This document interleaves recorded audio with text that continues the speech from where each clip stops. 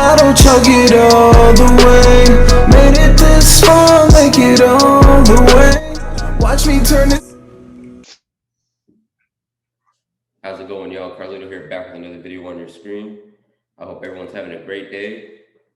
It's not a boxing interview, but it's a straight up wrestling interview with a great star that first time I ever saw him wrestle was in RCW here in San Antonio, and crowd favorite, and also every was a majority of the guys didn't like him, and then a majority of us did. So I was one of the majority of that actually did like him, and it was just great moments, man. And I'll let you I'll let y'all hear from the man himself. What's up, everybody? It's your boy Jerome Deniel Griffey, JD Griffey to my friends. We here locked in. Let's get this interview popping, bro. Let's get it. Hell yeah, sounds good. So what made you start wrestling? It was something that all of us who are wrestling fans, we kind of get tapped in hella early and everything like that. And it was always something in the back of my head that I wanted to do. I had a lot of family members that was in the NBA and Major League Baseball and stuff like that. And so I was really wanted to kind of find my own thing. And so when I graduated high school, my dad made me, go to school, go to college or whatever. And he was like, when you're done, I'll pay for housing, training, whatever you want to go, where you want to train. I'll pay for all of that.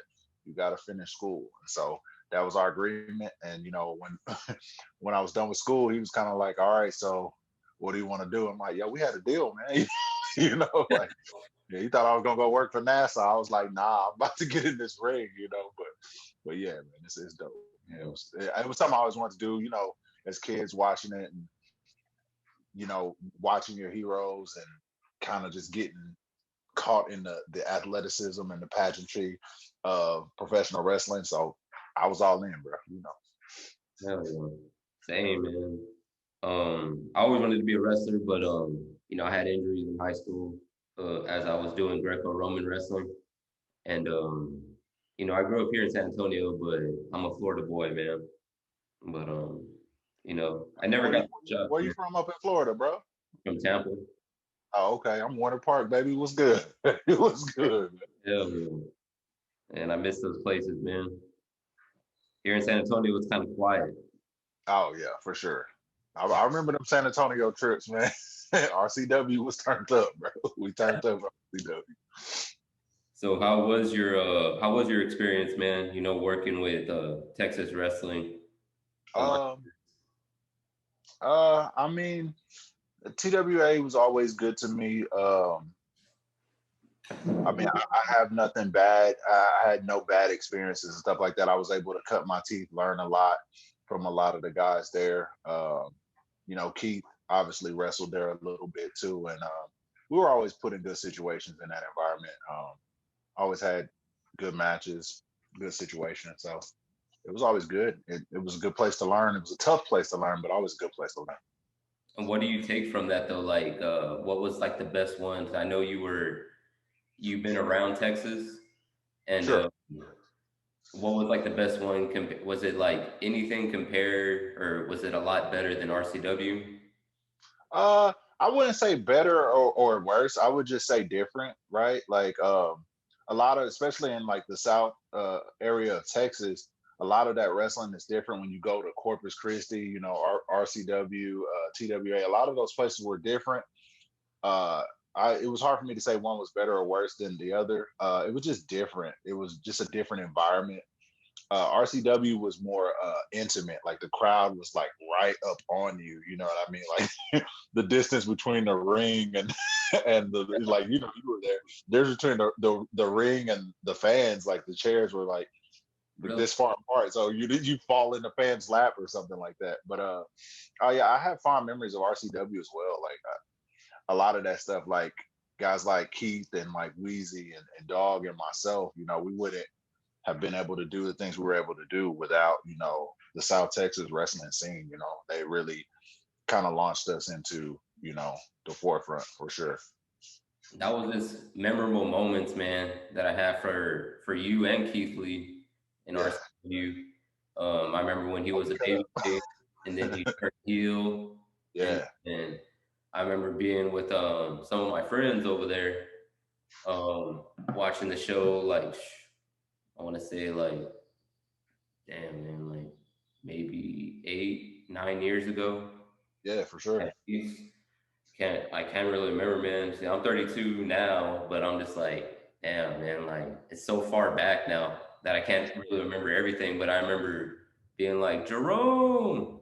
Like it was so crazy because like fan interaction is different, in different parts of the country for sure. But like in Texas, it was one of those things like since we were kind of from there, like a lot of guys were like, they're our guys, so we're gonna let them have it. So there were some times where it would get crazy, and Mhm. I it was always an adventure. We had some good memories where we did the one RCW show. It was at like a rodeo spot, but they had brought like people from the military bases to Mhm. come to the show. And I remember cutting the promo with Keith, and we were cutting the promo. And at that time, I think Quentin Allen was still there. And like I had said something about the troops or whatever. And I remember like the crowd got super quiet, and then like they just erupted in like just this anger. And I remember Keith leaning over to me, excuse me. I remember Keith leaning over to me and being like, yo, dude, like, I don't know, man. I don't know if we should have said that. And I was like, man, it's wrestling, everybody cool. It's wrestling, we just villains, they just let it. And I remember like we had to jump in the car afterwards and like bail out because people were trying to like really get to us. And so I was like, for real, like hella scared going back the next time. Like, yo, Keith, stay in front of me, bro.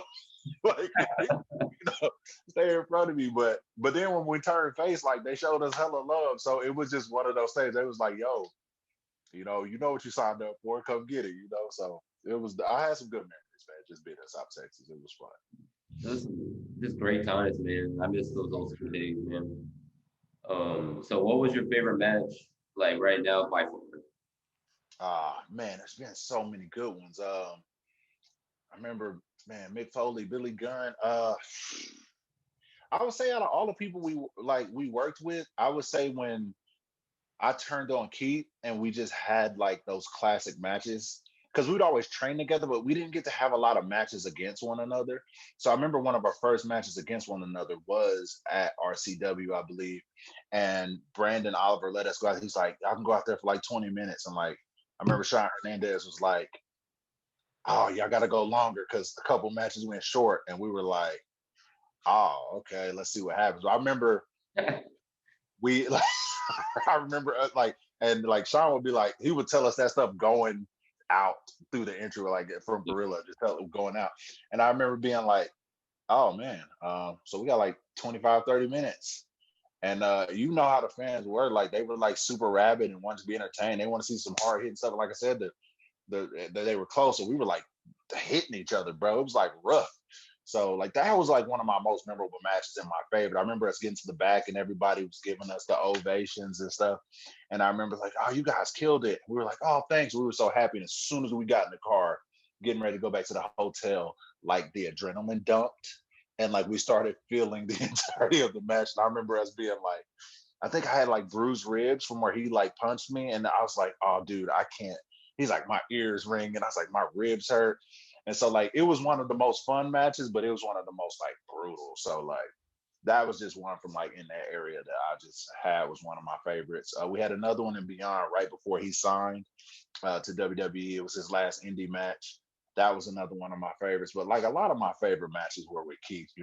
I've wrestled a lot of top stars. John Gresham, Shane Taylor, Billy Gunn, Mick Foley, Jinder Mahal, Yoshitatsu, uh, Cheeseburger, just so many great talent. Sean Hernandez, Moonshine Mental. I've wrestled like a lot of great talent, but like matches with Keith were always my favorite just because we've been friends like our whole lives. So, like, It's like it means always more, fun. man. It Yeah, means yeah, yeah. you're It's fighting got like a your brother. personal touch on it for sure, for sure. and like y'all two know each other's what y'all thinking Our next. arsenal, yeah. Shoot, we help each other come up with a lot of it. Like, you know what I'm saying? So a Too. lot of it was just, it's not surprising for him to have a counter, for something. For half the moves, he helped me come up with them. Shoot. So, Hell yeah. So what do you so what is your so what can you tell me? I know it's a probably a difficult question. What can you tell me about, you know, your chances in WWE compared to oh, like how it would be 10 years ago? uh, I feel like they're better. I feel like a lot of that stuff we weren't mature enough to handle, the stuff that comes with the grind of that kind of schedule. You know Mhm. what I mean? So I feel like we're more equipped to handle it, now that, we're a little older. Um, I'm always one of the people like, never say never, but I'll never, I'm a type of guy like I don't count my money until it's in my hands. You know what I'm saying? So I try not to get too overconfident, but I try to stay focused. And as of right now, I'm just grinding for the collective on Mania weekend. You know what I'm saying? So I'm just getting ready for Tampa in a few 3 weeks from now. We touch down in 3 weeks. So we got some big stuff in Tampa. Bro got some stuff, coming up and stuff. He's just been grinding and stuff like that too. So I'm just happy that everybody is just that we came up with is getting that success, and we're just cutting our teeth and working hard and grinding. And a lot of that just comes from just the people that brought us in, the Killer Tim Brooks, the Skandar Akbars, you know what I mean? And so we just really it's getting better every day. When you ask about the chances, like they get better every day, but I try not to focus on that and try to treat anything as a sure thing. You know what I mean? I'm definitely working hard, even if I'm one of those people. Even if it's like right there at my fingertips, I'm working like it's miles away. You know what I'm saying? So that's my mentality going into Mania weekend. Hell yeah. So with WrestleMania weekend coming, um, how different do you think it's going to be now than what it has been in the past? Like I've been to three WrestleManias, and each of them are that was They are just all years ago. different. Yeah. That was just crazy times, man. In Orlando, Houston twice, and then the last one in Orlando was just crazy. Yeah. And I don't know. It's going to be different, right? With the pandemic and stuff like that. It was a rough year last year for everybody. I think the more that we've learned with the pandemic and things like that is we've been able to uh, make it safer for fans and interaction and stuff like that. I think it'll be different. I think it'll be a crazy environment, but yeah, I mean, like I said, like you've been around wrestling for a long time too. No matter what's going on in the world, man, like when wrestling's involved, man, like as fans, performers, everybody alike, we just have a way of like sitting all that stuff to the side and just appreciating the art and the grind of wrestling, man. And so I don't expect it to be any different. Uh, it's going to be different, obviously, with the climate of the world, but I think the passion and the true essence of pro wrestling will shine through in that environment. It always has, right? Like no matter what's been going on in the world, we've always had wrestling. You know what I mean? yeah, So I mean, I it's never let us down. So I don't expect this year to be any different. I expect it to be crazy, just crazy in a different way. oh, yeah. So how do you so how is your boy, Keith Lee, um doing compared to, how is his training now compared to how it was when y'all were coming up? Oh man, it's as hard as it is to believe. He goes harder than he ever has. Like it's so weird. Just with him, like I said it in his 24/7 documentary. It was just like to this day he just picks up heavy things, puts them down, picks it up, puts it down. Cardio, we grind hard. The training regimen is different. We train smarter, of course. And sometimes we roll around. We do a little jujitsu, a little striking, a little Muay Thai, and things of that nature, just to keep the flavor different. it's just difficult to train with him just because he's so like strong. He's off the charts, right, in every possible measurable way. And so I find it vexing at times to, get in there and try to keep that mentality like, yeah, let's go kill it. And it's just like, all right, he's gonna lift 150, 200 more pounds than me in every freaking, you know what I mean? He's like, nah, bro, you killing it. That's a lot of heavy weight, bro. And it's like, shut up. You just spotted me with that with one hand. Shut up. Get off me. Get out of here. But I know, like, he's doing very well. Again, his schedule's different. Once you transition from the Indies to WWE, obviously there's going to be changes. But I think he's handled it in stride. He's made history last year. He was he was the first dual champion. It was a very proud moment for the family. It was a very proud moment for him. And Coach Killer loved it. From rest in peace. So yeah, man, like I think he's handled it in stride, and everything that comes up, how we are. We all adapt. Guys like us, we adapt. You know how it is. Hell yeah. And to pretty much sum up all the questions, and you're doing big things. For sure. You're doing big Try things. to. I try to, for sure. You're doing big things, man. I can see it in your eyes, man. I guess it's like a wrestling fan to like an actual like that's doing it in the ring. You're doing big things, man. I see big things in your future for you. And Appreciate it. and basically, what's one word that you can sum up, Tim Brooks?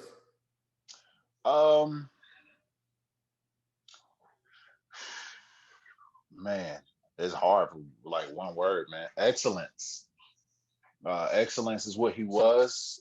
He embodied excellence. He required excellence of everyone, of us, ring crew, wrestlers, anybody, trainees, anybody that crossed paths with him. He required excellence of you, and that'll be his legacy, excellence. We definitely plan to carry that on in every facet of what that word means. Excellence. Just with everything in the future going on, that's our mindset, is be excellent. And so that's what we're gonna do. And I like to think that I'm trembling with excitement, for the future and everything that we have lined up. So yeah, excellence is what I would describe. If I had to describe Killer in one word, it would be excellence. Hell yeah, bro. I just want to appreciate thank you for your time you gave me today. Oh, man, thank you, man. Thank you. I'm about to go get these rolls. I'm in my rash guard and my fight shorts already. I'm about to go roll right after we get out of here, man. But thank you for having me. I appreciate you. Shout out to the fans. Shout out to all my teammates. Shout out to Team Cheetah Muay Thai, Gracie Jiu Jitsu. Shout out to you for having me on. Shout out to the bro Keith. I'll see you in a few weeks. Man, thank you for having me. Thank you for reaching out. It was crazy when you did reach out, brought back a lot of memories from, a few years back, like, man, heck yeah, I'll get on do this interview, man, because it was some crazy times back then, man. So yeah, I appreciate it. Yeah, it was just funny, bro. One on the 24/7 episode, when you popped, I was like, damn, Jerome. Yeah. I was thinking back, and I was like, damn, where is he at now? So I found Instagram. I was like, yeah, man, it was crazy. Like a lot of that stuff I remember, like the stuff that they showed on there, I've forgotten a lot of it. I was like, oh dang, where did they find this footage? Where did they find this? Where did they find this? So it was cool to see a lot of the stuff that we go so much that we forget stuff. And so it was cool to like see a lot of that stuff again. So heck yeah, man. hell yeah. Basically just let my subscribers know, where they can find you at, what's your links to your social medias. Oh, for sure.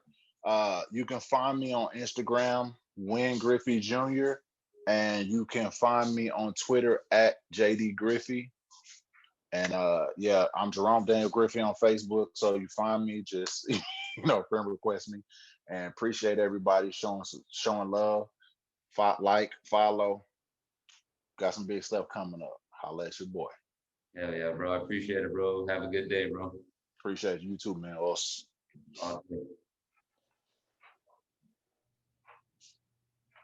all the way. Are we going out tonight? All the way. I'ma chug the bottle, chug it all the way.